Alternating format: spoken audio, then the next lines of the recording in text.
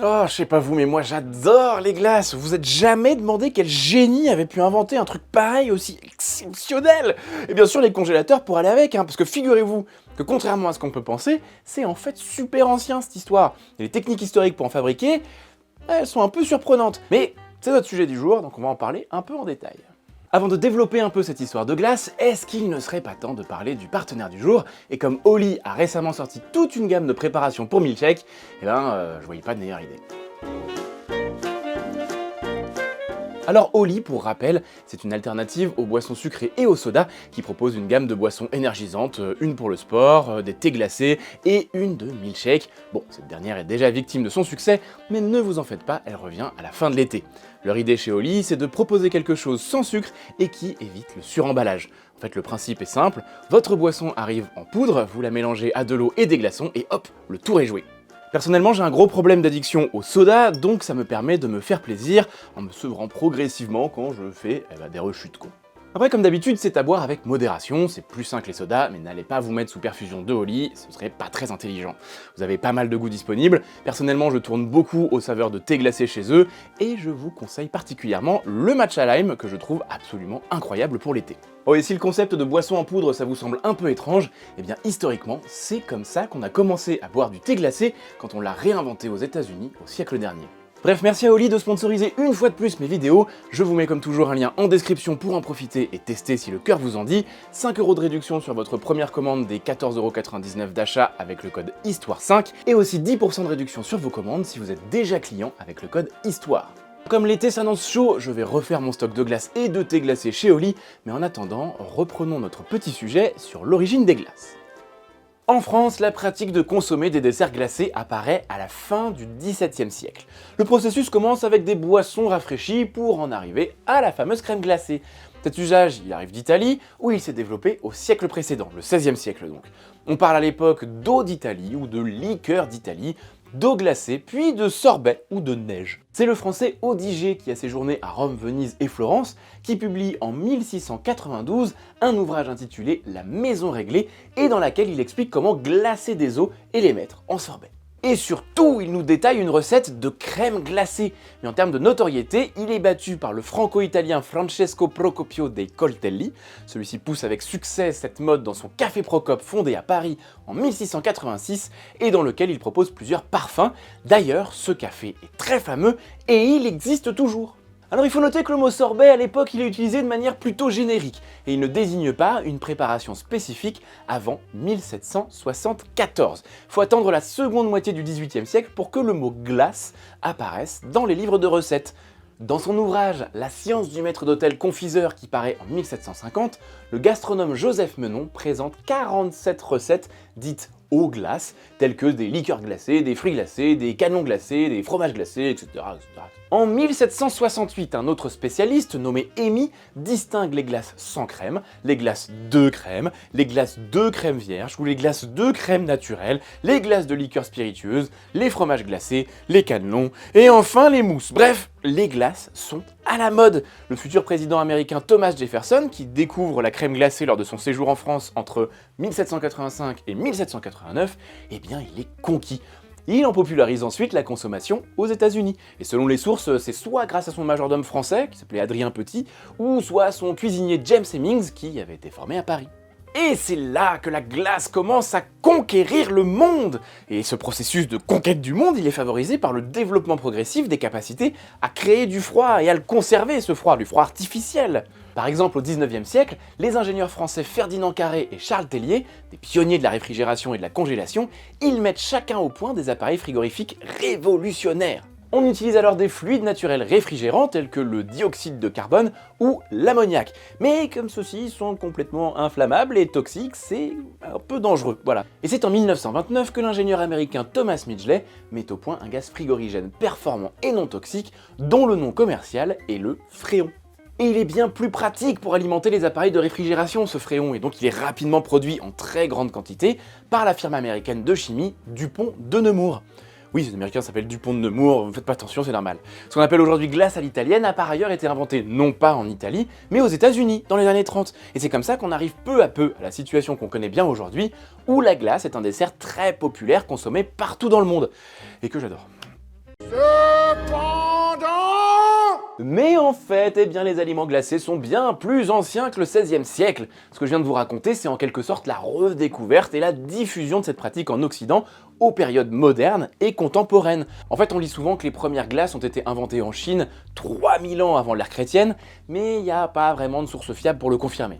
C'est bien plus tard, à la période qu'on appelle la période Tang, c'est-à-dire au 7e et 8e siècle, que les Chinois ont laissé les premières traces d'une préparation glacée à base de lait et de farine. Mais c'est déjà tout à fait notable, 7e, 8e siècle quand même. Pour l'Antiquité en Occident, on sait que les Romains faisaient déjà venir depuis les montagnes de la neige tassée ou de la glace pour rafraîchir des boissons. Et cette glace, elle pouvait être stockée dans des installations en sous-sol, bien isolées, qui faisaient office un peu de, imaginez ça comme des grandes glacières quoi, voilà. Certains affirment que l'on ne mettait alors pas la glace dans la boisson, mais plutôt la boisson dans la glace. Bon. L'historien de la gastronomie Pierre Leclerc soutient que les Romains mélangeaient volontiers la neige et le vin. Ils sont fous ces Romains. Comme je le disais un peu avant, la production des desserts glacés qu'on adore manger en été, c'est lié d'abord à la possibilité de faire du froid, et surtout à la possibilité de stocker de la glace. Le problème, c'est qu'avec le temps et le déclin de l'Empire romain d'Occident, ces pratiques de faire du froid et de stocker la glace et les infrastructures qui vont avec, en fait, elles tombent un peu dans l'oubli. Et c'est le drame, parce qu'on n'a plus du tout les moyens de faire des aliments glacés, moi je sais pas comment ils ont survécu les mecs. Bon, il faut dire que le procédé a toujours été assez complexe et donc réservé à des Romains plutôt fortunés. Et justement, les glacières, qui sont les installations creusées ou bâties permettant de produire et conserver la glace, elles vont se redévelopper en France à partir du XVIIe siècle. Après, on n'exploite pas uniquement les glacières artificielles, mais aussi les glacières naturelles, et c'est en particulier grâce à ça que la consommation d'aliments glacés, elle réapparaît pour de bon sous l'Ancien Régime. Alors après attention, elle reste dans un premier temps un luxe et donc plutôt un plaisir de riche. On trouve d'ailleurs des glacières privées dans les châteaux, notamment sur le domaine de Versailles, bien évidemment. En fait, en Occident, on a eu un grand trou entre l'Antiquité et l'époque moderne. Il y a une région qui n'a pourtant pas cessé de consommer des aliments glacés, et aussi étrange que ça puisse paraître, c'est le Moyen-Orient.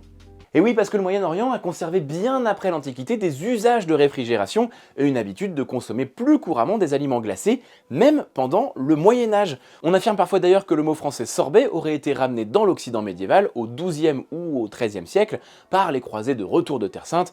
Il est quand même plus probable que le mot arrive plus tardivement à la Renaissance à travers le mot italien sorbetto.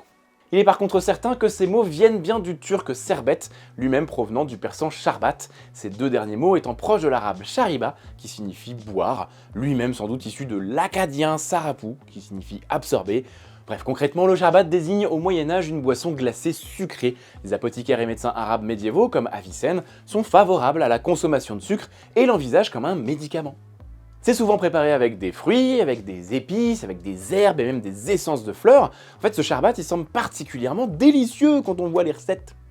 Et donc, bien évidemment, il est très répandu dans le monde arabe médiéval. C'est comme ça qu'en Andalousie musulmane, on aurait fait venir la glace nécessaire de la Sierra Nevada, tandis qu'au Moyen-Orient, on transporte plutôt celle du mont Liban. Vous imaginez la logistique nécessaire pour faire ça? En fait, le charbat, il s'exporte même en Inde à la toute fin du Moyen-Âge, grâce à l'avènement de l'Empire moghol. Mais en Asie occidentale, et plus spécifiquement dans certaines parties de la Perse, on trouve la technologie frigorifique la plus aboutie et celle qui a été la plus durable dans le temps. Les historiens pensent d'ailleurs que l'origine du charbat est persane parce qu'ils ont une technologie qui s'appelle le yakchal. Le mot yakchal pourrait se traduire par puits de glace. Ces yakchals sont des bâtiments de forme conique semi-enterrés qui sont en fait des bijoux d'ingénierie conçus pour emmagasiner et conserver du froid, ce qui permet une véritable réfrigération et une conservation de la glace, même en été, même en plein désert. Alors même si on ignore quand les premiers ont été construits, les sources nous indiquent en revanche qu'ils existaient déjà dans les environs de 400 avant l'ère chrétienne, et surtout qu'à cette époque ils étaient déjà tout à fait efficaces. Et ça indique vraisemblablement une invention plus précoce, parce qu'historiquement il faut généralement du temps pour perfectionner un dispositif aussi avancé. Pour comprendre un peu, les murs de ces édifices, ils font 2 mètres d'épaisseur à la base pour maximiser l'isolation, mais surtout ils sont construits avec un mortier bien spécial, le sarouge, composé de sable, d'argile, de chaux, de blanc d'œuf, de poils de chèvre et de cendre, le tout dans des proportions très spécifiques et très contrôlées.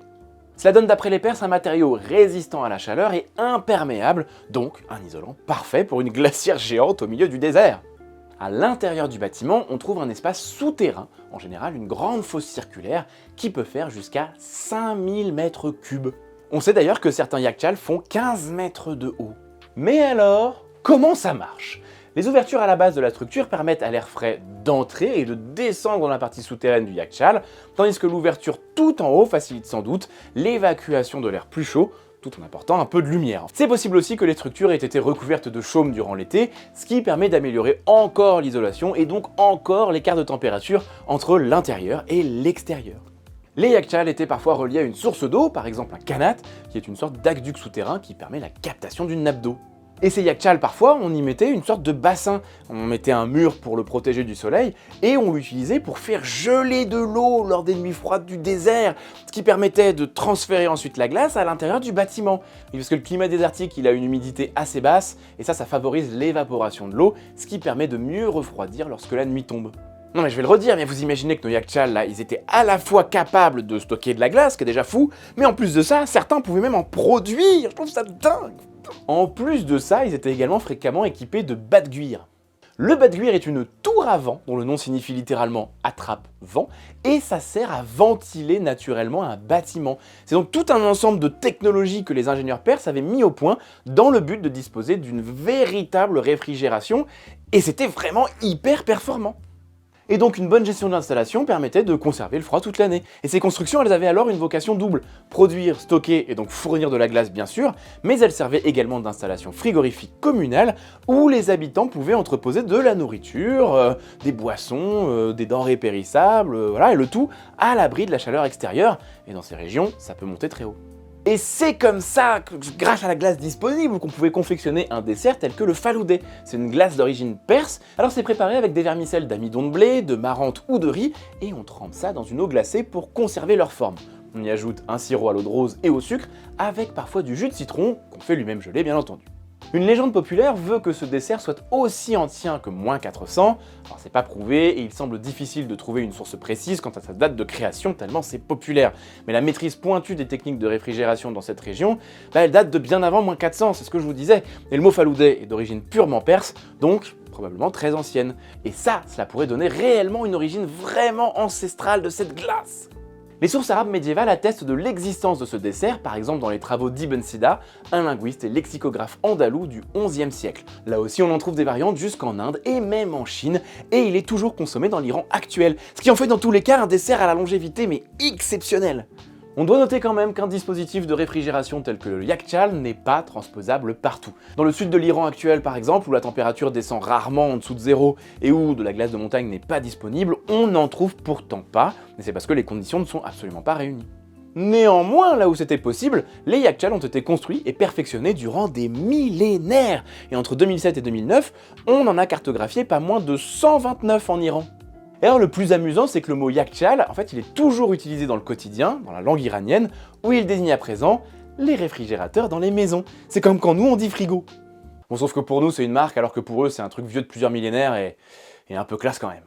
Pour conclure, les aliments glacés sont donc très prisés depuis l'Antiquité et cela n'est sans doute pas près de changer. C'est vrai que toute cette histoire de glace et de congélation, nous de nos jours on a quand même un peu de mal à imaginer ça en dehors de notre contexte de technologie moderne et d'industrialisation et souvent de pas mal de dépenses en énergie. Et en pollution du coup. Pourtant, ces possibilités de réfrigération, elles existent depuis des siècles, voire des millénaires. Faible empreinte écologique, utilisation raisonnée des éléments et de la physique. En ces temps de changement climatique et de tension sur les ressources énergétiques, il y a fort à parier que de tels procédés anciens pourraient être remis au goût du jour assez prochainement et réutilisés dans les prochaines années. Et je dis pas ça par hasard, c'est parce qu'en fait actuellement certains chercheurs étudient les Yachtchals spécialement dans ce but. En attendant de voir revenir sur le devant de la scène ces nouvelles anciennes techniques pour avoir le plaisir de la glace toute l'année, n'oubliez pas de vous abonner, liker et partager la vidéo, c'est toujours important, et laissez un commentaire si le cœur vous en dit pour me dire quel est votre parfum de glace préféré. On se retrouve bientôt pour une nouvelle vidéo, j'espère que le sujet du jour vous aura convaincu qu'une fois de plus, l'histoire est vivante.